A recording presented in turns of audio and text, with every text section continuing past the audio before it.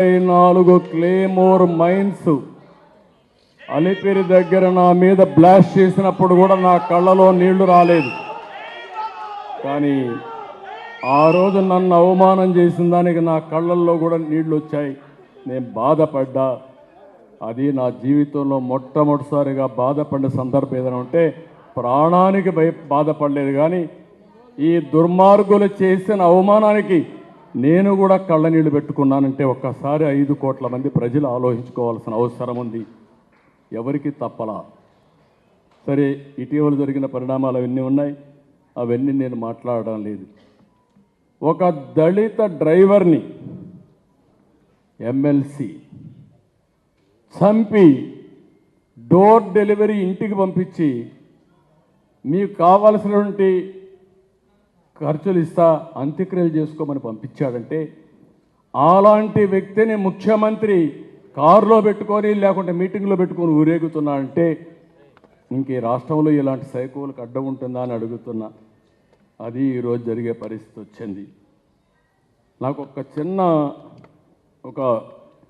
Story కూడా ఇక్కడ police ఆఫీసర్లు కొంతమంది రాష్ట్రంలో కొంతమందికి ఉంటుంది, కొంతమంది మీకు కూడా గుర్తుంటుంది, రామకృష్ణ లాంటి నాయకులు కూడా గుర్తుంటుంది. నేను సమైక్య ఆంధ్రప్రదేశ్లో ముఖ్యమంత్రిగా ఉన్నా. సమైక్య ఆంధ్రప్రదేశ్లో ముఖ్యమంత్రిగా ఉంటే ఒక సీరియస్ కిల్లర్ అతను ఒకటి ఐడెంటిఫై చేసుకునేవాడు. ఎక్కడన్నా ఆడవాళ్ళు ఉంటే ఒంటరిగా ఉంటే అక్కడికి వెళ్ళి వాళ్ళని చంపేసి తప్పించుకొని వెళ్ళిపోయాడు. ఎలాంటి ప్లేసులు ఐడెంటిఫై చేసుకున్నాడంటే పశువులు మేపే ఆడవాళ్ళు ఉంటే ఎవరూ లేని చూడడం, వాళ్ళ మీద రాళ్ళు తీసుకొని తల మీద కొట్టి అతి దారుణంగా చంపేయడం, వెళ్ళిపోవడం. ఏమైనా డబ్బులు తీసుకున్నాడా, నగలు తీసుకున్నాడంటే వాళ్ళ దగ్గర చైనున్నా ఉంగరం ఉన్నా ఏం తీసుకున్నాడు కాదు, చంపడమే ఏమంతే. రాత్రిలో మిడ్నైట్ ఒంటరి ఇల్లుంటే ఆ ఇంటికి పోయి ఆడవాళ్ళు చంపేసి వెళ్ళిపోయాడు. దగ్గర 30 మంది 35 మందిని చంపాడు. Series of murders. నాకు అర్థం కాలేదు. పోలీసులు అడిగా, ఏంటి ఇవన్నీ ఎటు జరుగుతున్నాయంటే చాలా కోపపడిన తర్వాత దానికి ఎవిడెన్స్ అని కలెక్ట్ చేస్తే తర్వాత అప్పటికి అడ్వాన్స్ టెక్నాలజీ కూడా లేదు, ఫింగర్ ప్రింట్స్ ఇవన్నీ లేవు, ఫారెన్సిక్ ఎవిడెన్స్ లేదు. అవన్నీ ఎస్టాబ్లిష్ చేస్తే అతను నోన్ కన్విక్ట్ తిరుపతిలోనే ఉన్నాడు. అతన్ని కోర్టుకు తీసుకుపోయారు. పారిపోతే అక్కడి నుంచి పోలీసులు ఎన్కౌంటర్ అయి జరిగాయి. అతను చనిపోయాడు.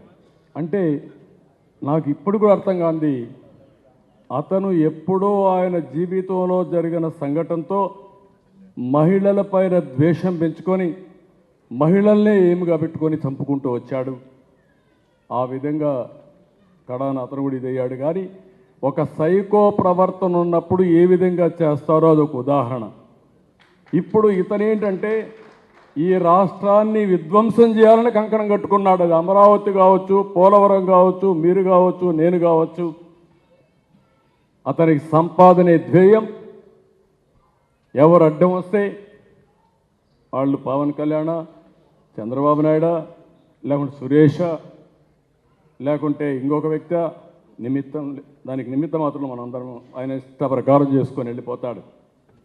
ఈరోజు ఇవన్నీ చూసిన తర్వాత ఒకటి కాదు, మద్యం, ఇసుక, మైనింగ్, ఈ రాష్ట్రంలో ఏది దొరికితే దాన్ని మొత్తం వెళ్ళిపోయే పరిస్థితికి వచ్చారు. ఈరోజు ఇవన్నీ చూసిన తర్వాత నేను ఒక చిన్న ఎగ్జాంపుల్ చెప్తాను, ఎంత క్రూరంగా ఉంటారని. మైనింగ్లో పలమనేరులో ఒక ఎమ్మెల్యే ఉన్నాడు. కోలార్ నుంచి ఒక అతను మైనింగ్ చేస్తాడు, అక్కడ క్వారీస్ చేస్తాడు. మొత్తం నాకు ఇమ్మన్నాడు, ఇది లేని పరిస్థితి ఇచ్చేశాడు. వాడుకున్నాడు, అతనికి ఏం ఇవ్వలేదు. కొన్ని రోజుల తర్వాత కరెంటు బిల్లు కూడా కట్టకుండా ఒక 35 లక్షల రూపాయల బిల్లు ఇతనికి పంపించాడు.